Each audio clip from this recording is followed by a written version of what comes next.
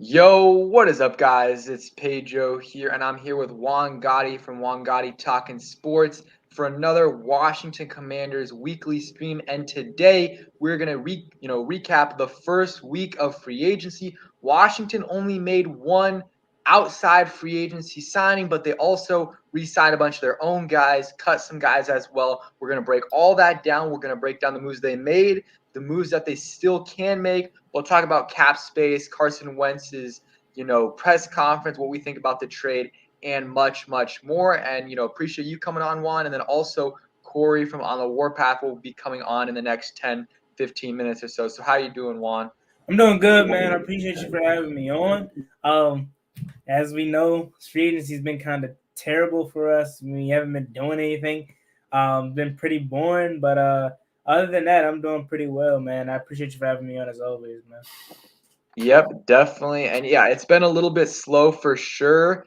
And let's hope it starts to heat up in that second wave of free agency. I mean, Ron's best signings have been those like mid-tier guys. Like you look at his first offseason, Wes Schweitzer, JD McKissick, Logan Thomas, Ronald Darby, Cornelius Lucas, all those guys, mid-tier guys. I mean, they actually, a lot of them were signed in the first week of free agency, but they were all very cheap guys. And then last year, they traded for Eric Flowers, and I kind of count that as free agency because, yeah, I kind of count that as a free agency move. That was a low-key move. They also signed Charles Leno late in free agency. That was a great move. Signed DeAndre Carter. That was a good move. I mean, all their low-key signings were pretty damn good. And this, last offseason, their big signings didn't work out so great. I mean, the jury's still out on Curtis Samuel, on William Jackson, but just off the first year and Fitzpatrick, they all underperformed. But yeah, I mean, what are you so far? How do you feel about free agency in terms of not just like who we signed, but who we've re-signed, and also, who we've let go? Yeah, so my overall reaction to the first week of free agency is kind of, I guess it's pretty deflating in my opinion, because I understood that signing Carson Wentz or trading for Carson Wentz, it was going to take our cap space. It was going to take a big hit, and it was going to alter our free agency plans. And that's exactly what Ron Rivera said in his interview. But again, like you're seeing all these other teams sign players, and it's like, man, we can sign these guys, and we're choosing not to. And watching these guys just go all to other teams is kind of deflating. And I know you said talking about our players that we re-signed. Yeah, I'm happy we re-signed JD McKissick. I'm happy we re-signed Cam Sims. I'm happy we re-signed John Toth and tendered Joey Sly and Tyler Larson. I'm happy with the moves we did to re-sign these players, but it's like we need more. Like, we need more. This team, and I truly think Ron Rivera thinks this team is much closer than what we think. And I don't know what he sees. I said this today in my video. I said this team was a quarterback away because I felt like we had a chance to really get one of these elite quarterbacks, Russell Wilson, Aaron Rodgers, Deshaun Watson, whoever, Derek Carr. But we're no longer a quarterback away when we have Carson Wentz as our quarterback. The big reason why I said we were a quarterback away with one of these elite guys is because these guys can elevate Cam Sims. These guys can elevate John Bates. These guys can elevate De'Ami Brown. I don't know if Carson Wentz can do that. I don't know if he has that capability to do that, at least not the Carson Wentz that we've been seeing. So if you're getting a guy like Carson Wentz, you need to surround him with as much talent as possible. That's why I'm kind of frustrated with how we've handled free agency, because no, I'm not expecting us to go out and get big name guys, especially with taking on this contract. But a Marquez Valdez-Scantling would be nice. A Gerald Everett before he just got signed by the Chargers would be nice. Small guys like that. It's no reason Cam Sims should be your fourth receiver. And I love Cam Sims. I think he could be in for a big year with Carson Wentz, but I truly think Ron Rivera is fine with how this wide receiving core is. It is. And again, he has a little excuse that he could use, or a little, support he could use. He could say, "Oh, we haven't even seen what Curtis Samuel could do yet. He's supposed to be our number 2 receiver." I'm like, "Okay, Ron, you're right," because I can't argue that point because we haven't seen him. But again, Even if you have a healthy Curtis Samuel, De'Ami Brown's next, and then after that it's Cam Sims, Dax Milne. That's still not good enough. You need to add more to that Yep. wide receiver room. You need to add more to that tight end room. And again, like I said, I wasn't expecting us to go get a big name receiver or big name tight end. Just somebody. Like you just said, the only person we've signed non-Washington Commander related that wasn't a Washington football team member is Andrew Noel or Norwell, and he's not even really a signing that we should be getting happy about. He's just a replacement. All we did was get rid of Brandon Sheriff for Andrew Norwell, which okay is fine, but again, it's not really a signing that we should be happy about. So more of the story, we didn't do nothing. We Yep. literally haven't done anything, and that's kind of rubbing me the wrong way because this team is not complete. Yeah, How I long regular agree. season? Mm-hmm. I agree. And what's up, Corey? Appreciate you What's going coming on through. Warpath? What up, How you doing? fellas? Make sure you guys go ahead and check out both of these guys. Links in the description. Make sure you guys check them out. Great Washington Commanders YouTubers. So my take so far is, I mean, it's okay. I mean, I don't know. I I agreed with the Eric Flowers move. Not initially, I hated cutting Eric Flowers, but once we signed Andrew Norwell for half the price, I was all good with it. I like the move, getting him for half the price, and I think Norwell this year with John Matsko, with Ron Rivera in the same system that he was in Carolina when he won a first team All Pro, I think he'll be better than Eric Flowers was last year. But my biggest kind of problem is cutting Ioannidis and not bringing back Settle because I'm fine cutting Ioannidis, but if you're gonna cut Ioannidis, you got to bring back Settle for sure. And the price that the Bills got Settle for was not that much. It was like 4 mil. It was like 4 mil or something around there, and we didn't even really offer him. So that kind of was an issue to me, unless they had some people in the chat. What's up, Ben? What's up, Billy? Stack up talking sports. Gus Bus 9000, Uptown Dre, Casper Hill, Michael, DeQuavis. Appreciate all of you guys for coming through. So yeah, those are kind of that was kind of my biggest issue. Wide receiver, I feel like we should add another guy in free agency, but I never really wanted us to go after a big name guy because we really didn't have the cap space. So I think doing so in the draft would be a little bit, would be something that we could do, like getting someone like Garrett Wilson, Jameson Williams, Chris Olave, someone in the first round or even in the second if they really wanted to. They're not going to be, an instant like impact player like Jamar Chase was, but they can still go out there and give you like 750 to 1,000 yards in their rookie year. So that's where I think they should go. But right now in free agency, like a lot of their biggest concerns or biggest holes, they still haven't filled. Like they have not added a middle linebacker. And that to me is a must need. Like that is our biggest need, in my opinion, by far. Because even if you draft a rookie linebacker in the first round, which I don't want us to do at 11, maybe if we trade back, it's okay. But not 11. If we do that, like you're going to have a rookie a rookie signal caller, and then Cole Holcomb on the other side, who's still relatively young, and then Jamin Davis, who is very young as well and very inexperienced. So, like, that is not a good idea, in my opinion, unless you have a veteran in front of you. Like, so at the very minimum, because right now your starting middle linebacker is David Mayo. And I do not want to see that. Like, I'm okay with Mayo as a backup or a third stringer because he's a good special teams player. But having him as a starter is a big no for me. So at the very minimum, getting someone like AJ Klein from the who the Bills just cut, like he's not great, but he's okay. Like he's a definite upgrade over David Mayo. And then you can draft someone like Chad Moom in the second. But they definitely need an upgrade at linebacker. So what do you guys think about that, Corey and Juan? Yeah, I think you're definitely gonna have to address that middle linebacker spot. But I think at this point with the Carson Wentz trade, you're gonna need to trade back and at least recoup something from what you lost in that trade. And I think you could address those very easy. It seems like this wide receiver. Group is pretty deep. The linebackers aren't as, especially middle linebackers aren't as deep in this class. But my thing is who's going to trade? Who's going to trade with us at this point? I thought Tampa Bay at 27 probably would have been a good spot, but now that they bring Tom Brady in, you don't think they're going to go quarterback in the first round this time? They may kick that down the curb a little bit, but yeah, my big guy, I like N'Kobe Dean, and if he's at 11, I'd take him if we can't trade back, and I'd play the battle with the wide receiver. I don't think you can necessarily, because you need impact players now, so that throws Jamison Williams off the board for me because we don't know he's going to essentially have a red shirt season this year. So I mean, you can look at the London kid or Wilson or Olave, one of those kids at wide receiver.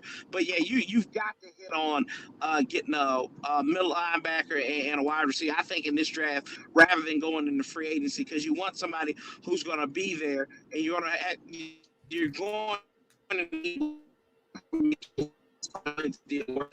uh, Corey, you're freezing up a little bit. Let me see if I can fix that. Juan, you can go ahead and we'll try to get Corey's audio fixed up. Yeah, no, I agree. I definitely think linebacker is a big need that we still need to address, and the fact that we haven't at least attempted to address that in free agency is a little bit of concerning. Is a little bit concerning for me. I definitely think we need to get another receiver though. I think honestly, Traylon Burks is a guy that I think we could take at 11. I would love to trade back too, but then again, it's like who what do you need to trade up? What team would need to trade up? For Maybe the Steelers. I mean, they got Trubisky. I don't think he's going to be their long-term answer. So if they really like Malik Willis or someone else, I think they could still trade up for a QB. I mean, yeah, they definitely could. But I just don't see a team willing to trade up with us as of right now. Definitely things could change. It's even talks about Dwayne Haskins possibly being their starter. I know that doesn't sound like too much, but you never know what Pittsburgh can do. But I definitely am, like I said, am a little deflated that we didn't do anything in free agency as far as addressing linebacker or receiver. Because at this point, those are the two biggest holes on this team: middle linebacker to be exact, and another wide receiver or just another pass catcher. I mean, I guess you could throw tight in there too. But if we get another receiver, I'm fine with Logan Thomas and John Bates as my two tight ends. But if we don't, it's like we're back. We're back. This team right now is literally last year's team, just with Carson Wentz being added to it. And obviously, it could be better. It can't be no worse than 7-10 what Taylor Heineke did. But again, I just feel like it's not enough. Yeah. It's not enough. Yeah, I agree with you. And real quick, we're going to get to this donation. Mr. Ron B, appreciate the $10 donation. Says, would love to sign a big-time player, but Ron's track record suggests that we'll sign depth players instead. And I agree. I mean, in Carolina, he didn't really spend that much, any really big-time players in free agency. And so far here, first offseason, didn't spend big at all. Second offseason, made a couple, somewhat big signings, like Curtis Samuel's big, but he still hasn't done like a really big time guy like 15, 17 plus million a year. He offered Amari Cooper 20 plus million a year, but that really is it. And I'm honestly fine with what he's trying to do, getting these depth pieces, these low risk, high reward signings, and then taking care of your own guys. So take care of Terry McLaurin. Take care, if you want Deron Payne, pick one of the, Deron Payne or Sweat, pick one of those guys to keep and do that and fill your holes in free agency, because a lot of the teams that spend big in free agency end up being pretty bad in a couple years, because there's a reason these guys hit free agency. There's a reason. Like, some of them are good players. You definitely can get amazing deals in free agency, but it's much better to build through the draft, and I think that's what they should do. But yes, for sure, like, they should do more than what they've done so far. I definitely agree, and we'll see. There's still a lot of good players available. Really appreciate the donation, Mr. Ron B. And yeah, I agree with that, and we'll see what we do. I mean, we have made one signing, Andrew Norwell, which I think a lot, all fans agree is a pretty good move. Some people, don't like it because we, got rid of Eric Flowers, and I understand that. But if you just look at the player, Andrew Norwell is a solid signing. I mean, it's a good signing. You got him for pretty cheap, so I think that is a good signing for them. But they definitely, we lost Corey, but we definitely still have holes to fill. We talked about linebacker, receiver as well. So I'll start first, but what are, get you thinking right here. What are some guys that you like in free agency remaining for the Washington Commanders? So for me, I like, I like Gerald Everett, but like you said, just got signed by the Chargers. Zach Pascal's a guy that I think you add him to the receiving, mix. He's not going to be great, but he's kind of like a little bit of a Cam Sims type, but he has some familiarity with Carson Wentz. So you bring him in, kind of like what we did with Adam Humphries last year. He'll be pretty cheap, and then you can add a receiver in the draft. I totally would be fine with that. A linebacker I really, really like is Alexander Johnson. He's kind of more of a 3-4 guy, but he can play 4-3. Pretty good in coverage, amazing run stuffer, and is a great tackler. So those are kind of the guys I like. Juan, do you got any guys that you like still? Honestly, I want to be realistic or like, because honestly, at this point, Julio Jones on a 1-year deal, it's like, I mean, I know that's not going to happen. First of all, let me just say that. But like, it seems realistic. I mean, Julio can't be commanded that much money considering the fact that when he can't stay healthy and he's not coming off of the best season. So Julio on like a 1-year, $4 million deal, something like that. I'm just looking at it right here. Julio, Jarvis Landry are the two top best receivers. Maybe uh, I'm an AJ Green guy. I was pulling for AJ Green, so I think AJ Green would be a guy that I would go out and try to sign for free agency wide receiver. I think he can come in here and be like the wide receiver 2 for Terry McLaurin. Just for 1 year, he can mentor the young guys too. Deami still mentor Terry too. But they talk about wanting this big body number 2 receiver. I think AJ Green could be that. He was pretty solid last year for the Cardinals. He stayed healthy, which was a surprise. And I would prefer him over Julio Jones actually. I think AJ Green would be a guy for me. Maybe Sammy Watkins. Maybe Odell is coming off of an injury, and I don't want Odell. I think those might be my only 2. Really, would be yeah. I think it would be for receiver. It would be AJ Green and probably yeah. Just honestly for me, it would be AJ Green. Let's take a look at the available tight ends now. Really, it's Gronk who's not going to sign with us. He's going to very likely sign with the Bucks, maybe the Bengals, or retire. He's not coming to Washington, and there really aren't many great options at the tight end position. Eric Ebron is still available. I mean, Kyle Rudolph, maybe. Maybe Kyle Rudolph. I would be okay with that. Jimmy Graham is 35. Goodness. Jared Cook is 34, but he seems like an ageless wonder. I would not mind Jared Cook. I mean, Jared Cook is solid. Let me look at his stats, but I mean, I think he would be okay. Tyler Kroft was pretty solid too for the Jets. Yeah, so for tight ends, God, it's nobody here. I think that leaves you. I think that leaves you with the draft, which is a very deep tight end class this year. You can probably get a solid pass catching option in the 4th round or so. But I do think that they should go ahead and sign a somewhat veteran tight end. Like even if it's like a Ricky Seals-Jones type, like they did last year, they signed him and Deion Yelder, let them battle it out for that last tight end spot. I think they should do that because you can't bank on Logan Thomas yet. We'll see what happens with him. If he's healthy, then that's great. Okay? If he's healthy, that's great. You're fine. Yeah. John Bates, I love him, but again, you can't rely on him if Logan Thomas is out, just him balling out. And then Samus Reyes is our other guy who's still super, super raw. So I do think we need to add one guy to the tight end room, whether it's the draft or free agency. They should go ahead and get a guy in Julio. I don't think he's going to sign here, and it's probably going to be more than $4 million. But I think Julio at this point, like he's great, but he's been dealing with a lot of injuries the last few years. I'm fine if we don't go after him. AJ Green, I would not mind AJ Green at all. Getting a veteran receiver in there, like you said, help lead the rest of our locker room, especially that receiver room.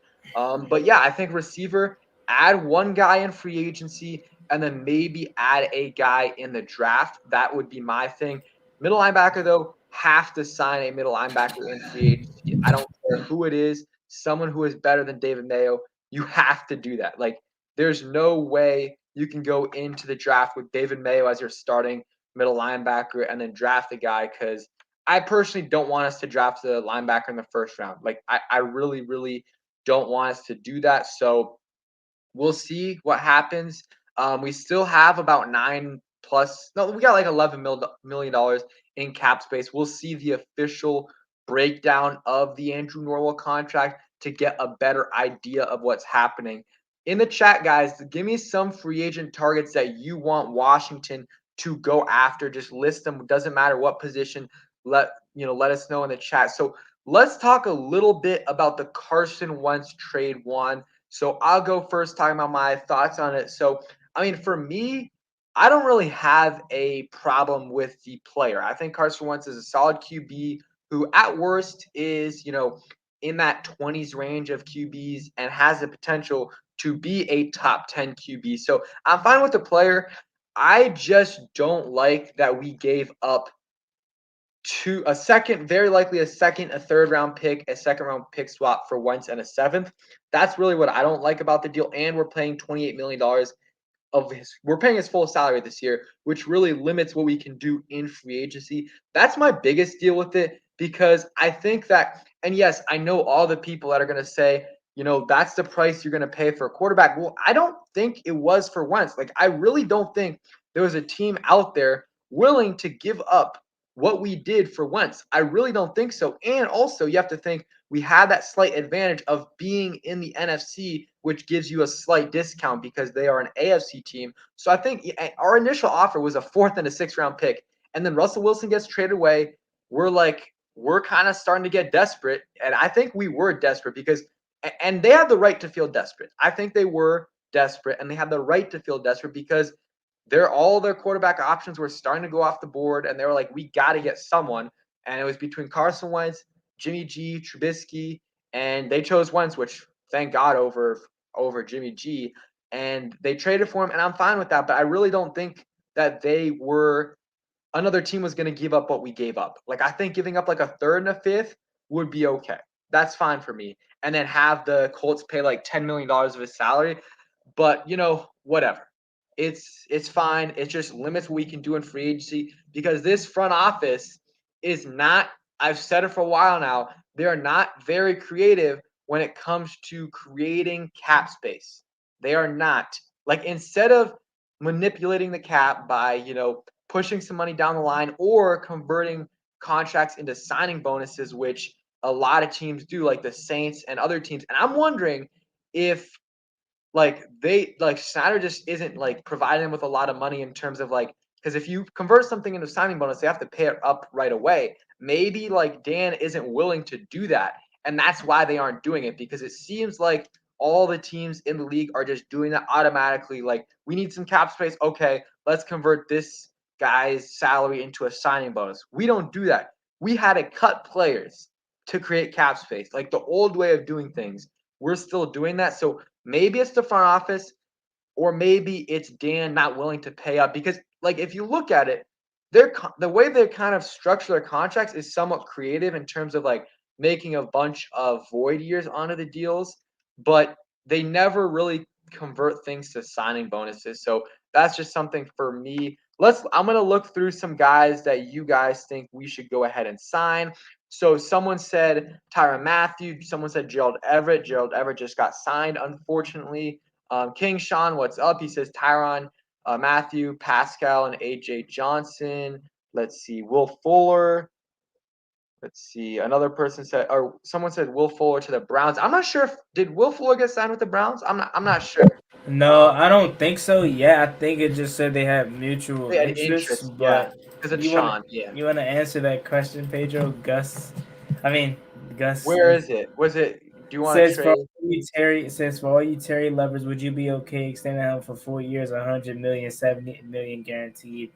Yes. 4 years, Yeah. 100 mil. I mean, I feel like we could get better deal than that, but I would do it. I mean, No, I don't think so. he's our best offensive player. I'd do it for sure. I don't know. We'll see. I think that I mean, you look at Devontae Adams' deal. I think he's got like 27, 28 mil per year. But if you really break it down, it's a lot less than that. So I feel like we can get.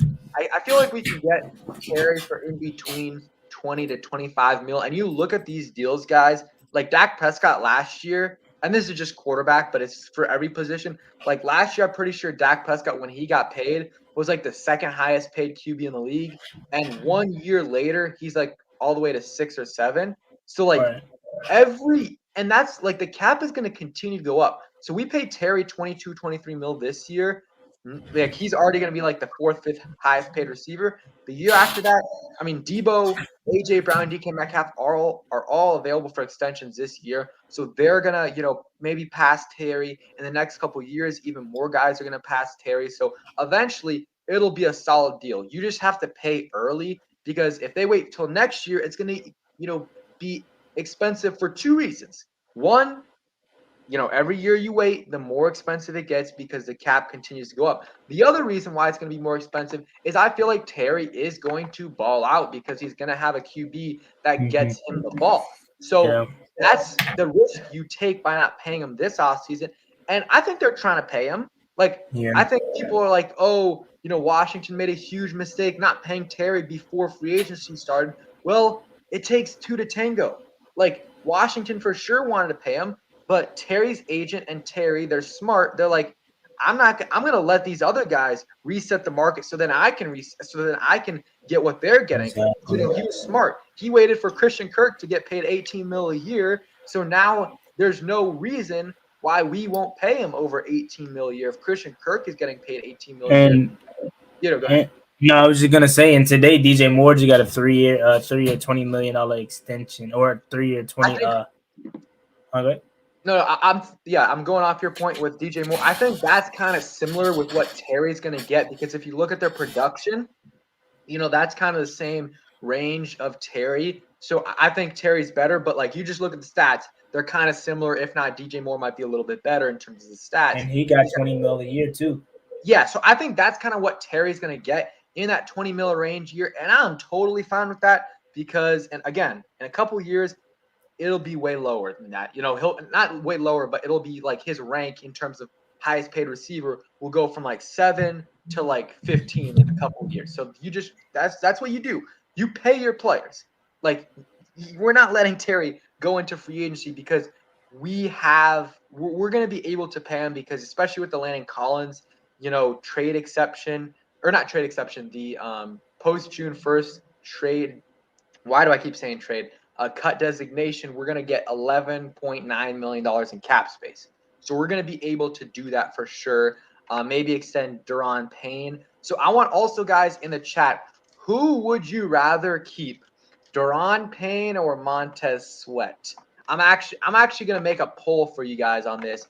And while making that poll, we got 140 people in here. Make sure you guys sub up to me, Juan Gotti, and then on the warpath who's having some technical difficulties. So make sure you guys sub up to all of us. I'm on the road to 7,500 subscribers. And also go ahead and follow my Twitter link in the description. But Juan, if you're picking, who would you rather have, Daron Payne or Montez Sweat? Yeah, so for me personally, I would rather have Montez Sweat. I mean, if you think about it like this, Daron Payne leaves, we literally don't have nobody inside besides Jonathan Allen now. I mean, and I'm pretty sure we're gonna draft 2 linemen in the back end of the draft, D linemen, whatnot, to be the backup. But if it's between those two, I'm give me Sweat. Sweat's potential is still through the roof. He still has the potential to be one of the best DNs in the NFL as far as pass rushing goes. Easy, give me Montez Sweat any day of the week. Yeah, I mean, I don't know. I'm fine with either one because the thing is, Sweat is gonna get paid more for sure. Like Sweat is gonna be getting paid probably. Like if he does have a good year this year, he'll probably be getting over 20 mil, which is a lot.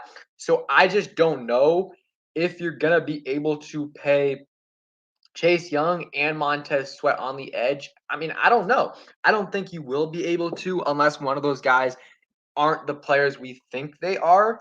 That's the real question. But I think Sweat is probably the guy you pay. I just don't know if they're going to be able to do so. It's going to be really, really hard for them to do it because of their, they're just going to get paid a ton. So it is what it is, though. We'll see what happens. But yeah, I mean, big years for all the D linemen, especially Chase Young and Montez Sweat, who both had a little bit of down years. I mean, Montez Sweat, he had a lot of things going on with him in terms of like breaking the jaw. He had the virus and, he had the tragedy with his brother. So he had a lot of things going on, but, it's a prove it year, especially for Chase Young. Montez Sweat should have a big year too. And if they do, they're going to get paid, and it's going to be hard to pay both of those guys.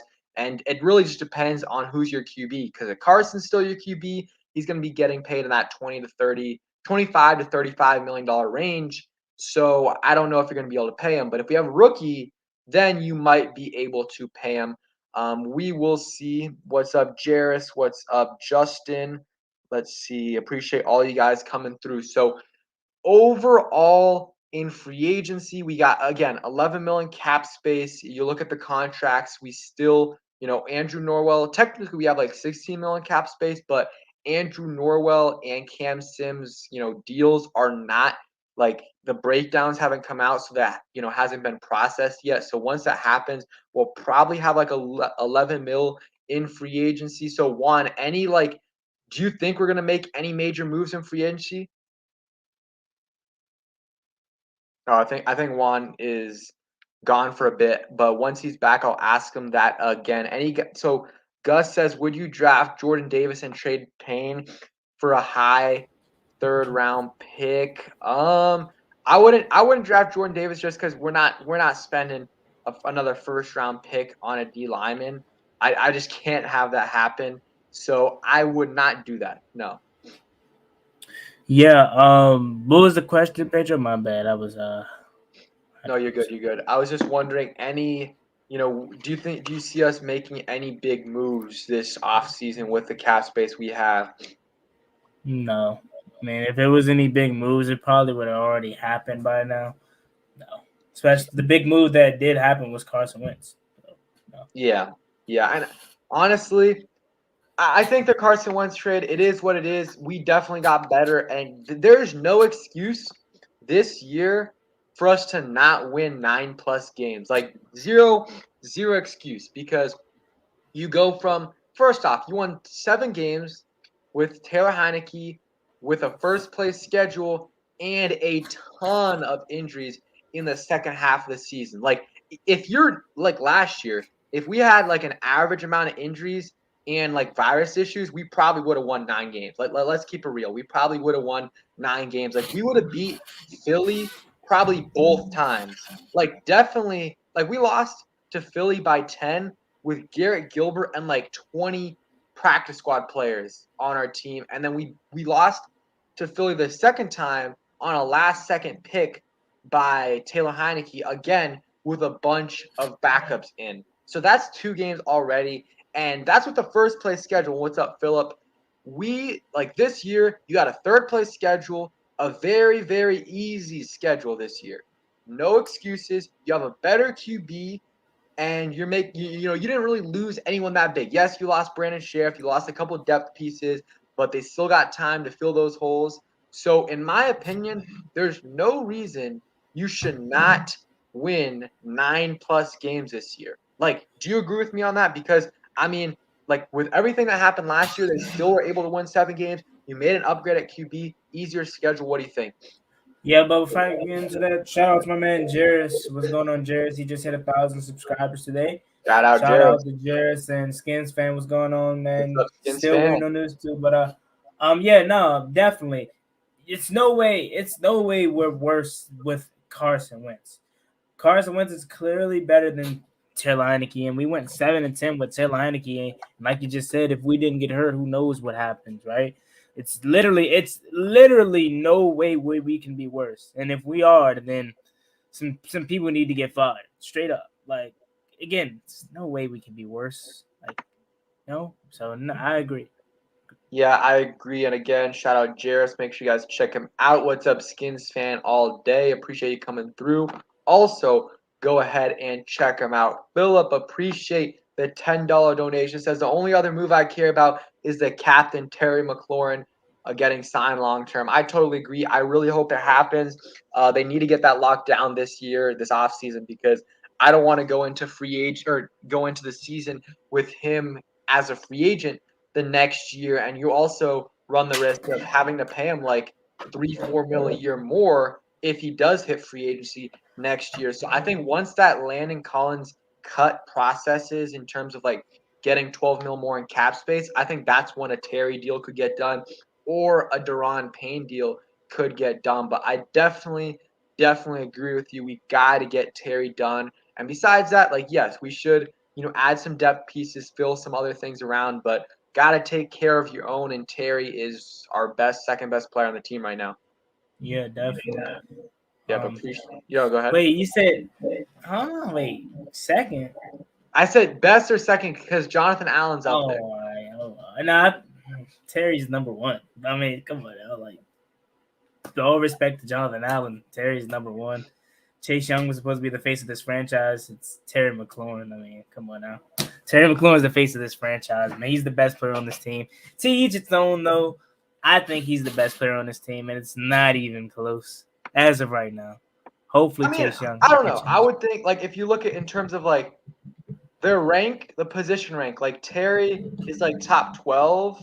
You look at Jonathan Allen, he's top 3. You go Aaron Donald, maybe like Jeffrey Simmons and like DeForest Buckner. So maybe John Allen's top 5. I mean, I think it's debatable in terms of who's the best player. And once Terry actually gets a QB, that could definitely change things. Like, it definitely could.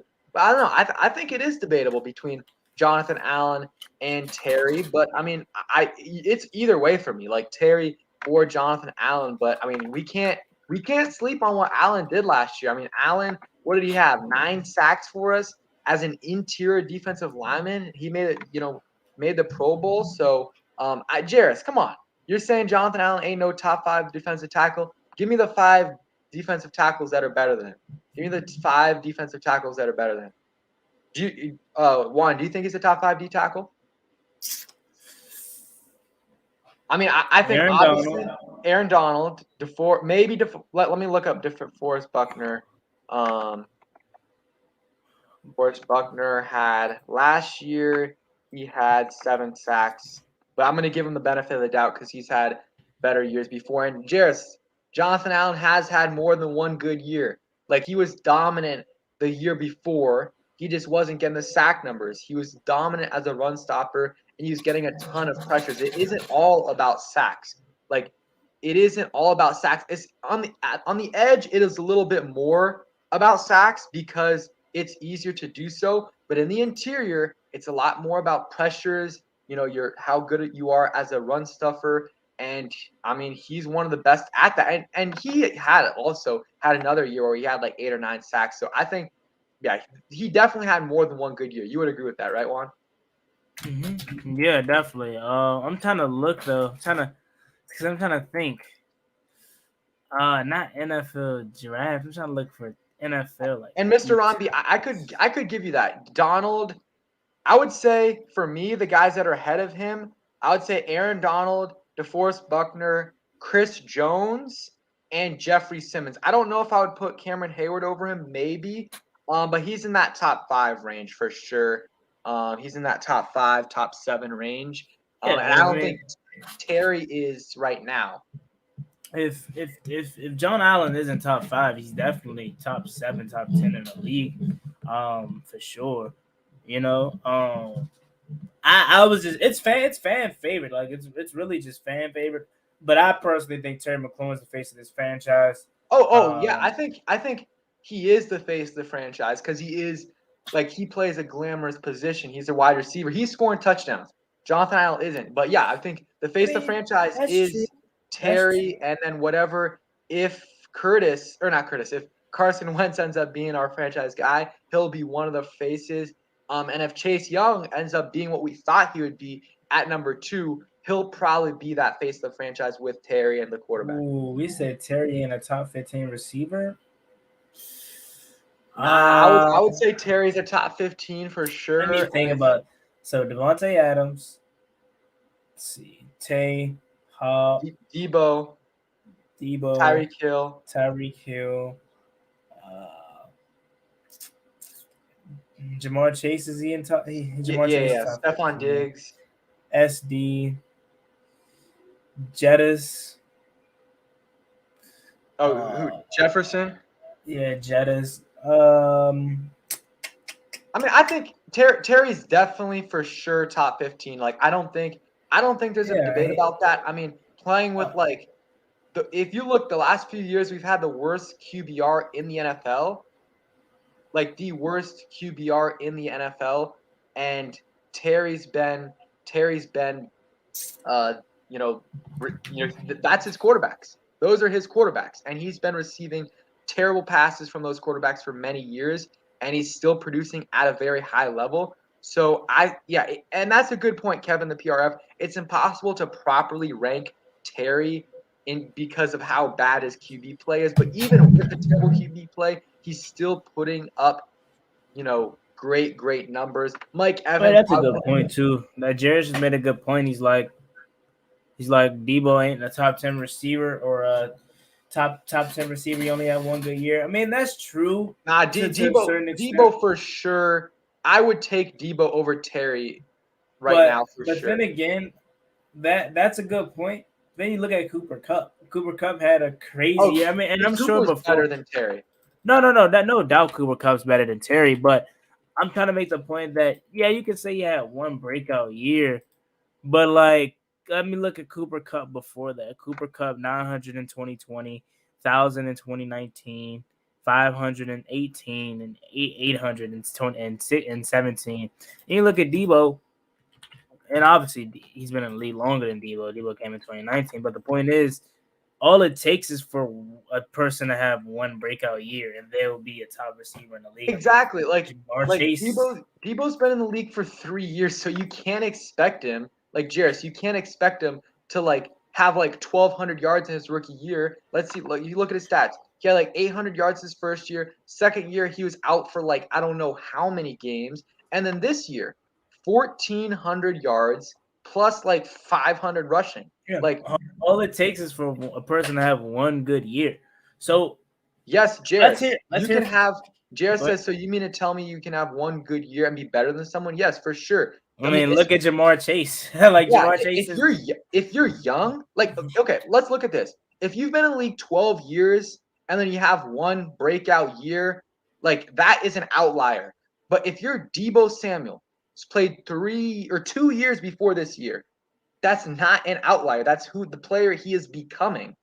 That is the player he is becoming. So, yes, I'm saying oh no, go ahead. No, yeah, I'm not debating you. I'm debating Jairus, and I agree with No. I was just saying though, Jamar Chase is literally a rookie, and he's already a top 15 receiver in his league, no question. Justin Jefferson, top 15. I'm saying all it takes is for one. All you need is 1 year, literally. Yeah, exactly. Especially for the young players, the young guys who haven't been in the league before. They haven't been able to play many years, so they can't be consistent for 10 years if they've been in the league for 1 or 2 years. So, and Gus, good point too. Deebo's had Jimmy G, CJ Beathard, and Nick Mullins as his QBs.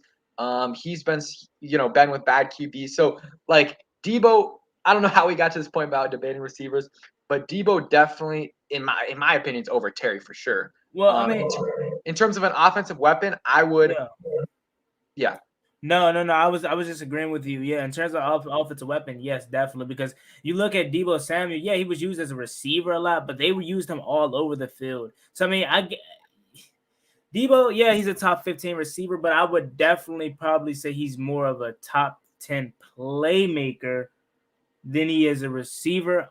Terry's a pure receiver. Can he be our Deebo Samuel? Yeah, but we don't want to use him in that way, which is kind of stupid to me.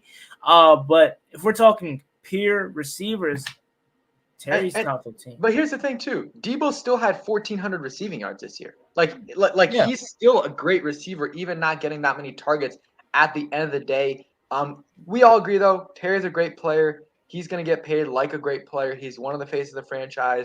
Hopefully, Chase Young can get up there, too, once he's back. Hopefully, he gets on this revenge tour this year because he's got to prove a lot of people wrong. He did not have a great year last year when he was healthy, so let's hope he can completely ball out. And then Jarrett said, so Cooper Kupp better than Devontae Adams? No. And I'm not even going off of like stats. Like last year, when I'm watching the games, Devontae Adams is a better player. He's so much a better route runner. You watch the games. Cooper Kupp is always schemed open. He's a great receiver for sure. But like Devontae isn't schemed open. He gets open himself. Cooper Kupp sometimes gets open himself, but a lot of it's schemed.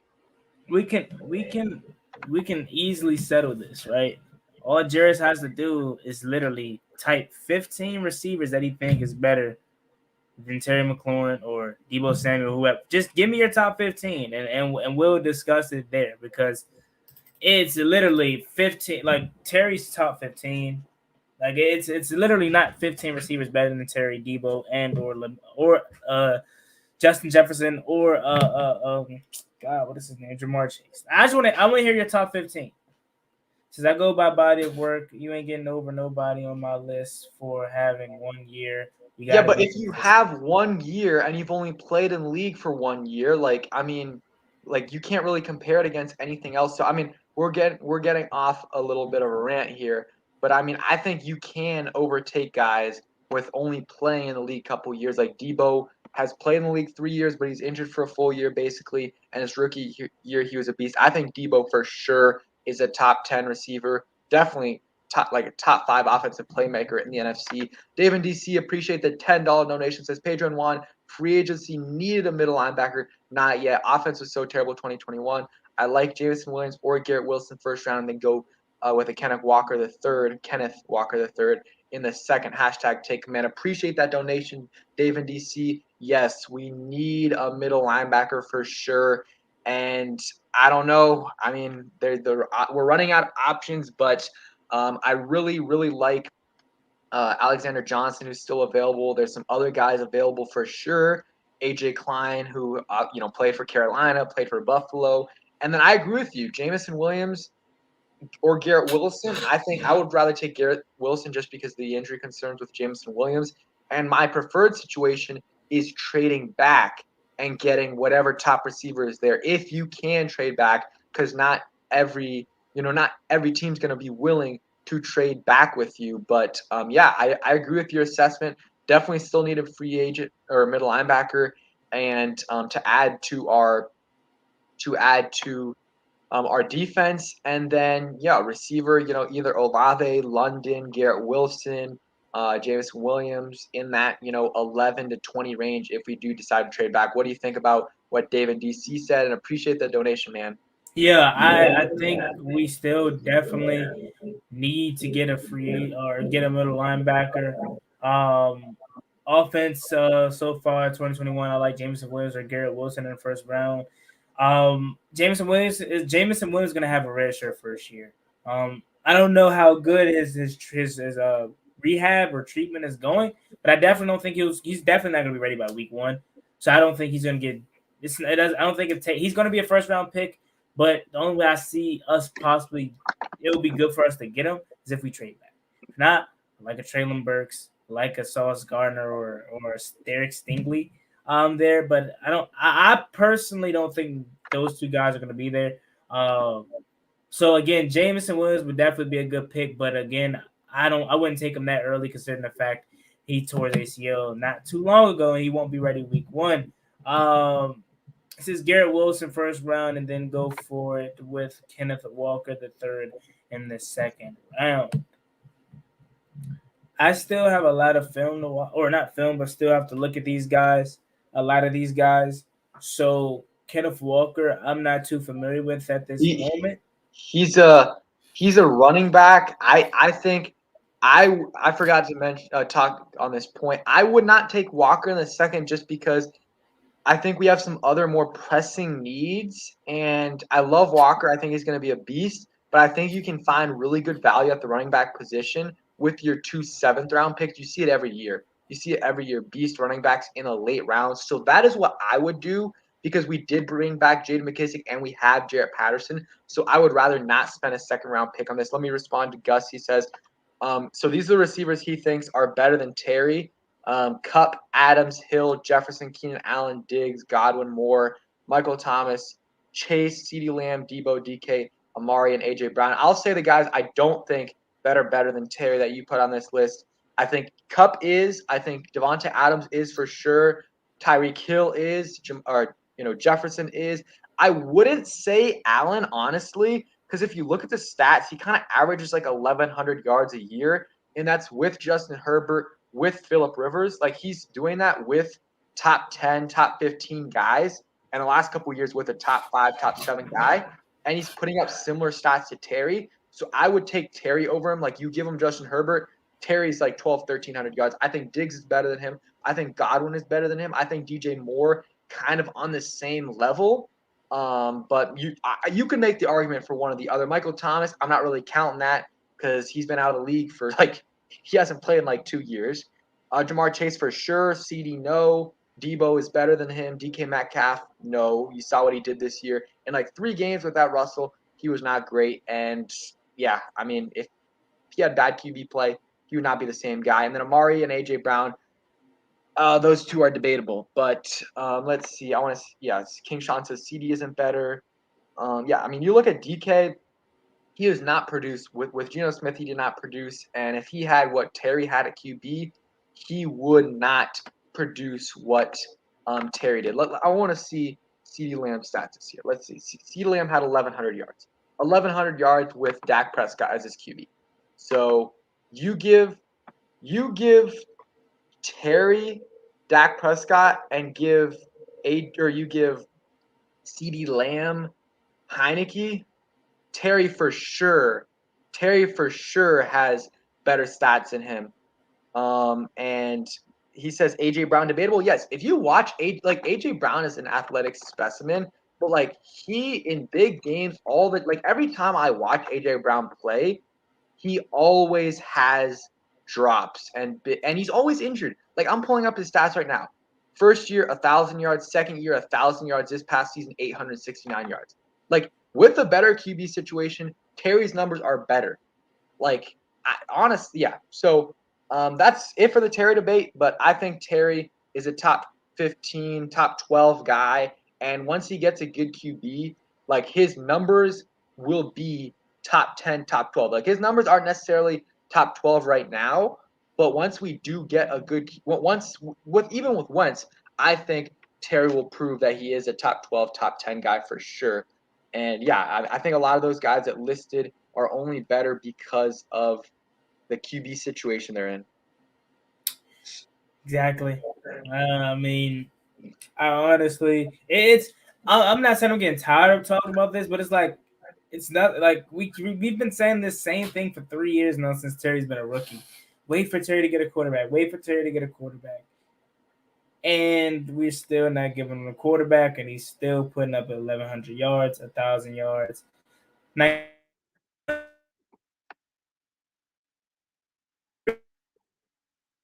Dude, I don't know he's a if it's bona fide me or number one you, but receiver, and I think he has to be.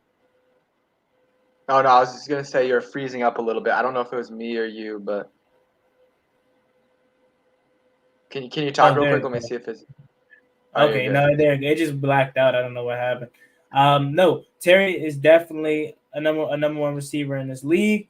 We've been knowing that he's that guy. He's the face of this franchise, and I truly think when he gets a quarterback, hopefully that's Wentz, he will be. Should I go out on a limb and say top 5? I think Terry has that potential. Speed, route running, hands, go up and get it kind of receiver, can play out of his body, can do everything. And, my fault.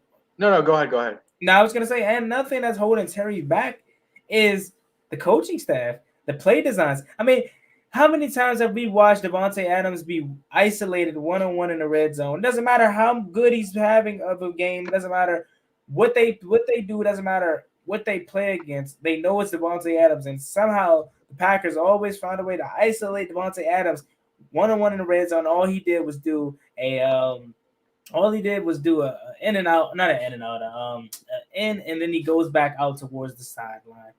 I guess you would call it an in and out, but you know what? I can't think of the exact route, but you know what I'm saying. Every time Devontae Adams was always one-on-one coverage. I mean, it seems like we never do that for Terry. We never make it easy for him. And a part of Terry not having a quarterback, it is the play calling.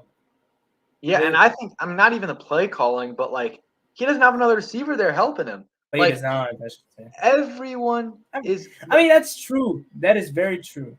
Go ahead. No, yeah. I was just saying, like his like every year he has complete like no offense, but like bums out there like with him, like Dontrell Inman, Robert Foster, Jeff Badette, AGG. Come on now, like Cam has been the only like solid receiver with him.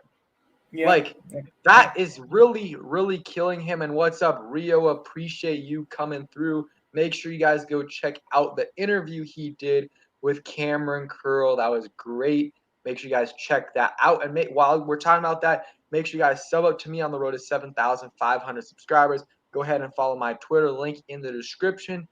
Hit that like button, turn on those notifications. Also, go ahead, sub up to Juan, first link in the description. Make sure you guys check him out. Great Washington Commanders YouTuber. But we are like, we've been a week through free agency, got one move. The other moves, we signed one guy. We really didn't talk about the re-signings. So what do you feel about the guys we re-signed? J.D. McKissick, Cam Sims, Bobby McCain. Like, any moves you liked, any moves you didn't like? And what's up, Yemi? Appreciate you coming through. Yeah, no, definitely. There's no move I didn't like because we didn't do nothing for me not to like. Honestly, all we did was re-sign our guys. Bobby McCain, okay, I'm fine with. At a point in time, I didn't want him back here, but the end of this the way he finished the season saved him. J.D. McKissick, I obviously wanted back. I'm glad we got him back. We tendered Joey Sly. That's crazy to even think about. Our top three moves is re-signing J.D., Bobby McCain, and Joey Sly. Literally. That's a terrible free agency. Oh my God. I mean, I guess you would say Andrew Norwell is up there, but all we did was replace Brandon Sheriff. Like, that's a move, but that's not really a move. This free agency was terrible, man. Not from the standpoint of us being like we didn't get worse or anything. We just ain't do nothing. We literally didn't do anything. So that's how I feel. Sorry, I was muted. I'm fine with us not going out there and spending big because, I mean, you look at last year, we spent big, didn't work out. We'll see if it, will. We still got some time. But I'm fine with us not being big spenders in free agency. Again, you built through the draft. There's still some good players out there. Alexander Johnson, Zach Pascal. There's some other good receivers out there. So I'm definitely fine with, there's still some guys we can add. But if we don't go ahead. No, I was just agreeing. Like I said at the top of the show, Marquez Valdez-Scantling is out there. He's a guy that I really think we should go out there and get. I know there's talent still on the board, but at a point in time, it's just kind of like, like I said, I don't even want a big signing. I just want somebody to do it. I don't care if it's a fullback. I just want to see the Washington Commanders has signed blah blah blah. I just want a player. Just do something, man. Like, man. This is a rough time of the year for us, but I'm not surprised because this is Ron Rivera's motive. This is what he does. This is him. He's not a big spender, which is okay. There's nothing wrong with that. I'm just a person that if I was in charge, I would run things a little bit different. That's all. What do you think, Corey? Your thoughts on free agency so far? Who cares?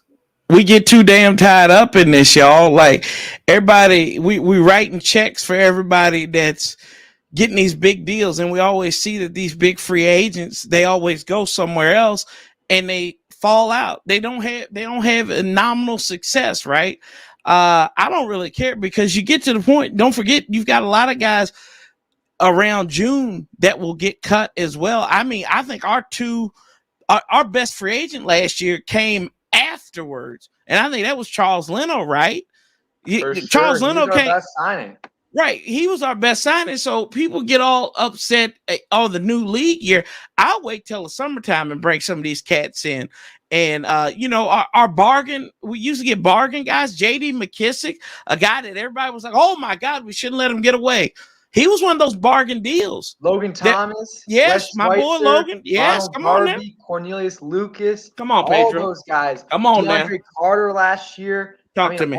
Even like I know Eric Flowers wasn't a free agent, but like it was kind of like, you know, we brought in a veteran for super cheap. Like a lot of our best signings have been low key guys, and I think there are guys that we could go after and spend like mid tier guys, kind of like $5 to $10 million signings to plug in some holes. Like I think linebacker is the position I would not mind if we spent something like not like 15 mil, because I don't think we're gonna be able to pay Bobby Wagner, who I would love, but I don't think we're gonna be able to do it. But sign someone like Alexander Johnson for like 6-7 mil. I think you can do that. You know, Leighton Vander Esch just got signed, but he got signed for 3 mil, which I thought was like super low for him. But like there's guys out there that you can sign for a decent amount. But I agree with you, Corey.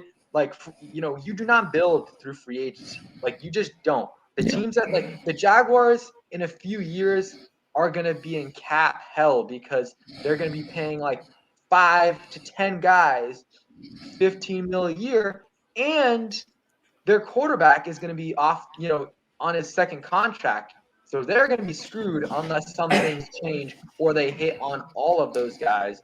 So I am fine with what we're doing. Still got a lot of time left. I'm just, you know, like the only problem I've had is that like even in like the first year and like the second year, our bargain, some of our, like we signed a lot of these guys early on in free agency, not Charles Leno, but all the other guys were pretty early. And it's been a week and we've only signed one guy, but we still got time. And there's still a lot of guys out there. So I'm just hoping we make a few moves, even if they're small, low key moves, 1-2 million, you know, $1 to $4 million signings. I just want to see some moves at the positions we need, like middle linebacker, maybe add another receiver like Zach Pascal, add another, I don't know, just add someone. So, yeah, those are kind of my thoughts. Corey and Juan, what has been like the worst move for you? Oh God. Well, where do you want us to start? Right. I think it's half of that Carson Wentz trade, right? With the money. I don't see how you can't get the Colts to buy back that if if Irsay wanted some Coke money to you could have sent him some money over there for them to pay on that contract. That's probably what I think that's a bad move. And then getting rid of Eric Flowers, and you got older at the left guard spot by about 3 years. Like I didn't get that when the biggest problem in Indianapolis last year is protecting the quarterback. In that Jacksonville game, he got sacked 6 times. I'd want my line to be solidified, kids. And that, to me, that made absolutely no sense. And then also with your with the linemen, I get cutting Matt Ioannidis, but you have no contingency plan. What's your contingency plan at interior defensive at defensive line? In the interior, you don't have one because you've let your 2 backups who are pretty good and can be stars anywhere, as we've seen with Tim Settle. You let them go without a fight. It made absolutely no sense. So you've gotten worse at that position, and now you've kind of solidified that you are going to live and die with Deron Payne and John. And we knew it was John Allen, but you're going to live and die with Deron Payne as your second defensive tackle right there. So I mean. It's a lot of confusing things, but that's why we're fans, right? We don't know the whole story. We ain't in the background. We don't know. We just sit here and make an inference, or we get mad and say, hey, we need to spend $100 million on Albert Haynesworth again, right? Yeah, so for me, keep it short and sweet. 2 the biggest, I would say, biggest moves that I didn't like would be not that we cut Matt Ioannidis. I mean, like that was I understood why we cut him, I guess. But again, like Corey just said, and of course this can change 3 weeks from now when the draft gets here, a month from now, whatever, when we draft a couple D linemen in the back end of the draft or whatnot. But I know that was probably the only move I guess I wouldn't agree with, was cutting Matt Ioannidis and letting Tim Settle walk. I mean, I knew Tim Settle was going to walk. Tim Settle his contract, like Pedro said, it wasn't a big contract that they got him for. He wants to go play. He wants to go be a starter somewhere. Deservedly so. I agree with me. I would have did the same thing. I'm trying to think though. Cause like we ain't doing we haven't done much. We haven't done nothing, so it's really nothing I can be mad about, really. Yeah, I don't know. Yeah, I agree with both of you. My biggest problem with what they've done so far, keyword done so far, because they haven't done done a ton yet, is the Tim Settle thing. Because if you're gonna keep Matt Ioannidis and release Tim Settle, totally understandable. That's totally understandable. But you're releasing Ioannidis, I think for sure you got to keep Tim Settle. You could have gotten for like $4 million, and I think he would have stayed here because he's going to be that next guy up. He's going to get a ton of work. And honestly, I am pissed that Sam Mills is still on this damn coaching staff. Like, he has been so bad. And something that got brought up on John Connor's podcast is that, because if you look at the snap count last year, Tim Settle played nothing. Like, there was some games where he played like 4 or 5 snaps, which is unacceptable. There was some guys like Routini, whatever his name is, Routini, whatever his name is, getting more snaps than Settle. And Ron Rivera, Jack Del Rio, they do not decide the D-line rotation. That is Sam Mills, 100% Sam Mills. That's what John Keim said. So he was getting so little snaps, and after the season, they reviewed the tape, just the coaching staff in general, and they're like, man, Tim Settle for sure should have had more snaps than what he was getting. And that just shows to me how incompetent Sam Mills is. Not only that he can't get this rotation straight, but he also can't develop our Ferraris on the edge in Chase Young and Montez Sweat. These guys are just beasts in terms of athleticism, their build and everything, but they're just going off athleticism. They've got no moves. They don't. And Sam Mills can't help them. So he, to me, is I usually do not really care about the coaching staff. I'm fine with what we have, but Sam Mills got to go. Ioannidis apparently did not like him at all. They had beef. There's some other guys on this D-line that really don't like his way of doing things, and he hasn't even gotten them you don't want your players fighting on the sideline, and that was his position group. So Sam Mills, I know I've been ranting, but he needs to go. He for sure needs to go, and he's going to be here for another year. But he better be. If these guys don't, if Chase Young, Montez Sweat don't produce this year, I need Sam Mills gone. Him and Steve Russ. I'll double down with you. I think Steve Russ needs to go too. Any thoughts, Juan? You're muted. Not really. You guys said it all. I mean, I agree. I don't think Sam Mills is good. Found that out once we found out that he's showing them Ryan Kerrigan film. Why are you showing Ryan Kerrigan film? Kerrigan is literally not the athlete Montez Sweat or Chase Young is remotely close. Steve Russ don't like what he's doing with the linebacking core either. I feel like, and again, it's only Jamin Davis's first year. He's gonna always get better, but I feel like he's not developing these guys in the right way. Cole Holcomb is the guy that has been the best linebacker we've had. And I don't think that's a lot to do with Steve Russ. I just think that's a lot of Cole Holcomb being a playmaker out of North Carolina, honestly. So I do agree with both of you guys. I think Steve Russ and Sam Mills should have been gone last year or now. But Ron Rivera is too loyal to his guys. He just gave Scott Turner an extension when what the hell has he done? I mean, obviously, I get it. He hasn't had a quarterback. I understand that. But, I mean, I don't think he was deserving of a contract extension, as of right now. I think you wait to see what he does with Carson Wentz, a real quarterback now. Then you give him a contract extension. But at this current juncture, what has Scott Turner done to get a contract extension? So, I mean, I agree. Yeah, I agree with you. I think I heard on JP's podcast, he was kind of saying that the only reason, because I was agreeing with you, there's zero reason to give Scott Turner extension. And I'm a Scott Turner guy, not even a super fan, but I'm just I like him more than a lot of fans do, because I think you just look at the situation he's in. like not much he can do. But there's no reason to extend him because let's say you give him a 5-year extension and he's like balls out, like our offense is top 10 the next couple years, and he's a head coaching candidate. It doesn't matter that we extended him. He's going to leave. He's going to leave regardless. But I did hear that JP was saying that the reason they gave him an extension is because his salary was so low that they needed to get him like paid like according to like what coordinators actually make in the league. So I guess that's why they did it.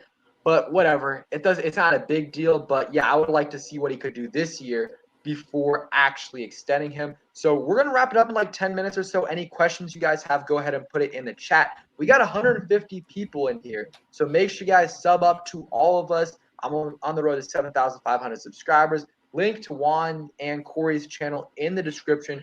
Make sure you guys check them out for great Washington content. Also follow my Twitter, link in the description. And also I'm going to put it in the chat as well. Let's see. So Corey, I haven't really gotten your thoughts on the Wentz deal. So overall, what are your thoughts on that? Man, that's all it is, man. Because I'm not gonna get too upset about Carson Wentz coming here outside of the money thing. So let's just take that out of the way. They talk about his leadership, right? And the big thing they talk about is when they were on their Super Bowl run in Philadelphia, and he said that he wished they didn't go on this run. Now I'm paraphrasing. We're all paraphrasing this, right? That he felt like they shouldn't be going on this run without him. If you talk to anybody else in the league, that's a competitor. That's a competitor. You want your quarterback saying that, right? Like he was wrong to trust whoever he said that with, right? But I don't have a problem with him saying that.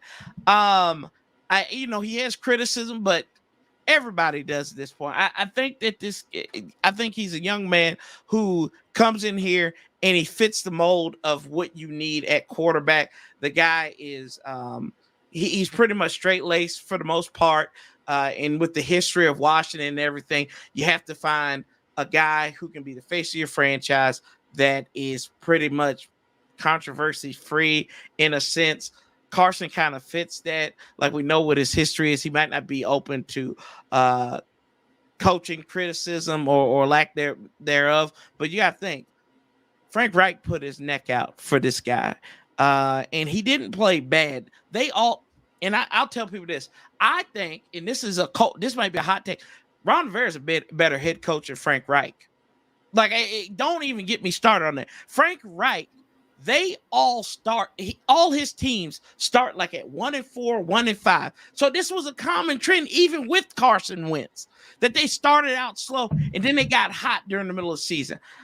I think we just got to see what we are. Last year, there are people last year who were on Ryan Fitzpatrick and loved Ryan Fitzpatrick. And they're like, oh, Carson Wentz is going to be terrible. I said, do what in what world? Like, remember when everybody was trying to sell this on me, and they like they were trying to sell me on it more than anything, and they were like, Corey, he's going to be pretty good. He's going to be, yeah, he was good for how many plays did he play last year? 16.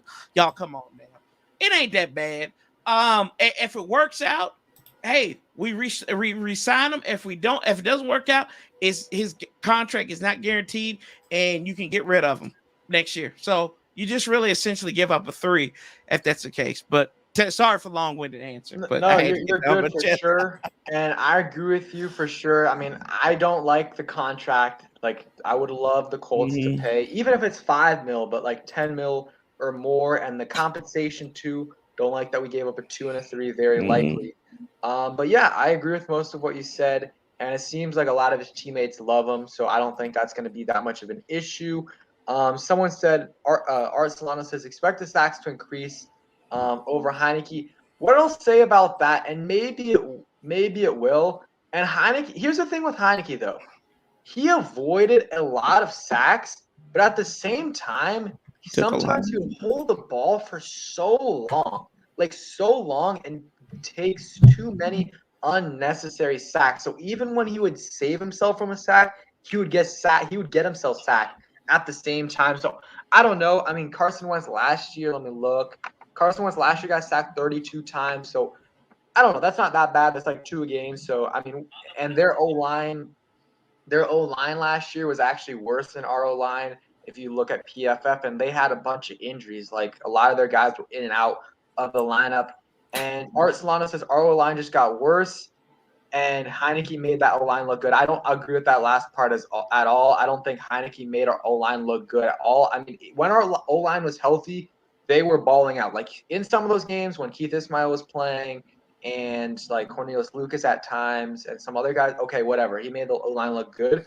But like he also, okay, you know what? Sometimes he made the O-line look good, but a lot of times he made the O-line look bad as well. Like, Corey, do you agree with me? Like sometimes Heineke would hold on to the ball way too long and either take an unnecessary hit or get sacked.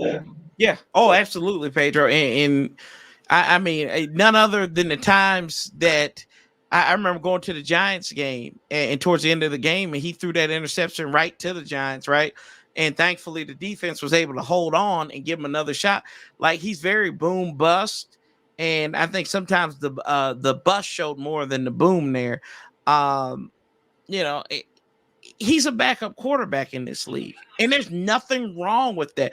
Chase Daniels has made a living off of that. Do I trust him to come in and win maybe 1 to 2 games if my starting quarterback's out? Absolutely. He's just not that guy from end to end, and that's okay. That's not him. But people they want to force this narrative that that's him. It's not him. He is a backup quarterback, and that's okay. He's not a starter. But damn it, he will get you a win. He'll get you yards. He'll be flashy about it. But he can't be. He's not the face of a franchise, and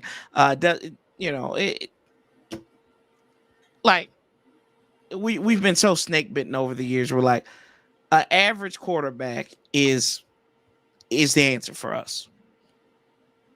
Yeah, and Heineke to me, perfect backup. Like he's a guy, the teammates love him. He knows the system in and out. He is solid. He can carry the offense at times. Like there's sometimes when he's on, and he's above average starting quarterback in this league at times, and at other times he is not. Like a lot of other times, but if Carson Wentz got hurt for a 2 to 3 game stretch and Heineke came in, I would be okay with that for sure. Mm-hmm. But like having him start for a full season, that's where I'm like, okay, no. Let's not have him do that. Philip B, appreciate the donation. Says, Wentz the bigger, stronger Heineke. I mean, I could see that. I mean, Heineke's a little quicker, but Wentz is definitely has a much better arm. But like they both take risks. They both hold on to the ball a little bit too long. But I mean, the biggest difference is Carson Wentz has a very strong arm. I mean, you don't get drafted number 2 overall if you don't have a strong arm like he does. So I think Carson Wentz definitely an upgrade over Heineke, and he's like 5 inches taller. Honestly, I think Heineke's listed at like 6 foot 5'11", but I bet he's probably 5'10". So really like a 7-inch upgrade there. So that, I mean, we saw how many times where Heineke's passes would get batted down because he's just not as tall as other guys, and that's not going to be an issue with Wentz. So I mean, if you could get Wentz, Heineke's like moxie and personality and leadership, that would be perfect, bro. You'd have Joe Burrow. Yeah. You'd have Joe Burrow. That's exactly what you'd have. Yeah, appreciate that donation, Philip. And we'll see. I hope that Carson understands the situation he's in and understands that he's part of the problem. There's been a reason why he's gotten traded 2 times in the last 2 years. Like there's been a reason. So hopefully he understands that, and yeah, hopefully he balls out. Appreciate that donation, Philip. What do you think about what Philip said, Juan? That he's a stronger, better version of Wentz or Heineke. I don't know. It's hard to make that comparison, only obviously because they're 2 different players. Carson Wentz's arm is by far strong. Whether he would be, how tall is Carson Wentz? 6'4", 6'3", 6'5", 6'5". You're big. Whether he's 6'5" or 6 foot, he still has a way better arm, stronger arm than Taylor Heineke. Taylor Heineke is a better mobile quarterback at this point. I don't think so. I don't agree with that. Nah. How about you, Corey? I agree. I agree 110% with that. I think he is a bigger. He's mobile. He's got a better arm. He can sometimes. Much bigger. Yeah, he's a bigger boy than he is.